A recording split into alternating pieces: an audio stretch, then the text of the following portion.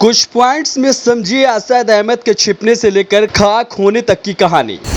48 दिन तक असद देता रहा पुलिस को चकमा, लेकिन एक गलती ने किया ढेर। पिता अतीक के दम पर पुलिस को खिलौना समझ रहा था असद। 48 दिन में असद ने लखनऊ से लेकर दिल्ली तक का किया सफर। एसटीएफ ने नहीं मानी हार और झांसी की मिट्टी में मिला दिया।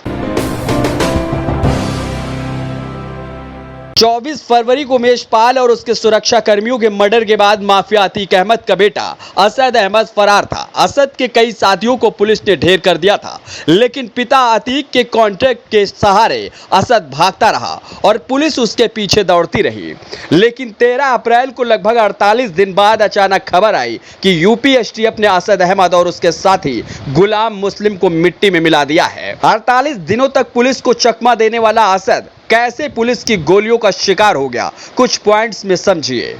दरअसल असद अहमद झांसी से मध्य प्रदेश भागने की फिराक में था। असद उमेश पाल की हत्याकांड को अंजाम देने के बाद लखनऊ गया, लखनऊ से कानपुर, फिर वहां से लगभग एक हफ्ते मेरठ रहा। मेरठ से वो दिल्ली के संगम विहार गया, वहां से फिर यूपी गया और झांसी शहर में मोटरसाइकिल से मध्य प्रदेश जा रहा था। आपको बता दें कि यूपी एसटीएफ रात से ही झांसी के कई इलाकों में छापेमारी कर रहे थे। अतीक के गैंग के एक सदस्य ने पुलिस को मुखबरी की थी। एनकाउंटर दिन के करीब 12 बजे झांसी के बड़का गांव के परीक्षा डैम के पास हुआ, जो झांसी के करीब 7 किलोमीटर दूर है। इस मुठभेड़ में 12 पुलिसकर्मी शामिल थे। इसमें 2 डिप्टी एसपी और 2 इंस्पेक्टर भी शामिल थे। घटनास्थल से 2 विदेशी पिस्टल भी बरामद हुए। मुठभेड़ के दौरान 40 राउंड फायर हुए। झांसी के बबीना रोड पर यह एनकाउंटर हुआ है।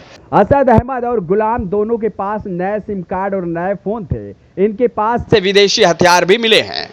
बताया जा रहा है कि असद और गुलाम ने पुलिस पर फायरिंग की और जवाब में पुलिस ने फायरिंग की। इस दौरान ही दोनों मारे गए। असद पुलिस से बचने के लिए प्रयागराज, दिल्ली और अजमेर में कई दिनों से छुपने की कोशिश कर रहा था। उमेश पाल की हत्या के बाद असद प्रयागराज से कानपुर गया, जहां से बस पकड़कर दिल्ली आया, फिर वहां से अजमेर गया। असद फरारी के दौरान अतीक अहमद के कॉन्टैक्ट का इस्तेमाल कर रहा था। इस दौरान असद पिता अतीक अहमद से भी संपर्क में था। पुलिस की ओर से मिली जानकारी के अनुसार वह दक्षिण व पश्चिम दिल्ली के अलावा अन्य जगहों पर 15 दिनों तक छिपा रहा था। बाद में उसने दिल्ली से भी अपना ठिकाना बदल लिया और अब झांसी के रास्ते मध्य प्रदेश निकल रहा था। लेकिन असद के ही आदमी ने मुखबिरी की और असद मिट्टी में मिल गया। Bureau report, NDTV Bharat. Subscribe कीजिए आपका अपना चैनल एनडीटीवी भारत।